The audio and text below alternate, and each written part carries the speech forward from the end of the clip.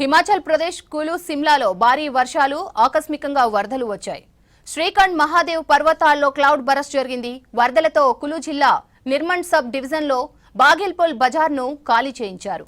వరదలకు 3 వాహనాలు కొట్టుకుపోయాయి. ఇండ్లు, పొలాలు దెబ్బతిన్నాయి. బాగిల్పుల్ సమీపంలోని గన్వి వంతెన వరదలో కొట్టుకుపోయింది. చాలా దుకాణాలు దెబ్బతిన్నాయి. స్తంభాలు విరిగిపోవడంతో చాలా ప్రాంతాలకు విద్యుత్ సరఫరా నిలిచిపోయింది.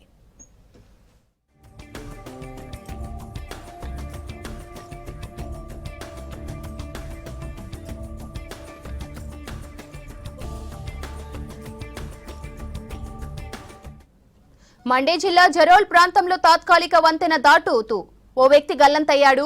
అయితే 100 మీటర్ల దూరం కొట్టుకుపోయిన వ్యక్తిని స్థానికులు కాపాడారు. హాస్పిటల్కు తరలించేలోగా ఆయన చనిపోయారు. కులు జిల్లాలో బాగిల్పుల్, బటాహర్ ప్రాంతాల్లో క్లౌడ్ బరస్ట్లు సంభవించాయన్నారు అధికారులు. ఈ 2 ప్రదేశాల్లో లోతట్టు ప్రాంతాల ప్రజలను ఖాళీ చేయించామని చెప్పారు. వరదలతో ఆస్తి నష్టం మాత్రమే జరిగిందని, ప్రాణ నష్టం జరగలేదన్నారు అధికారులు.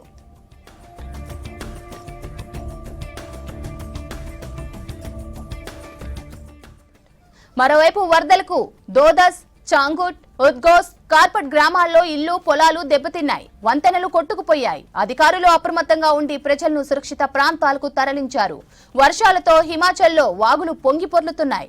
వర్షాలు, వరదలతో హిమాచల్లో 323 రోడ్లు, 79 విద్యుత్ ట్రాన్స్ఫార్మర్లు, 130 నీటి సరఫరా పథకాలు దెబ్బతిన్నాయి. స్కూళ్లకు సెలవులు ప్రకటించారు అధికారులు.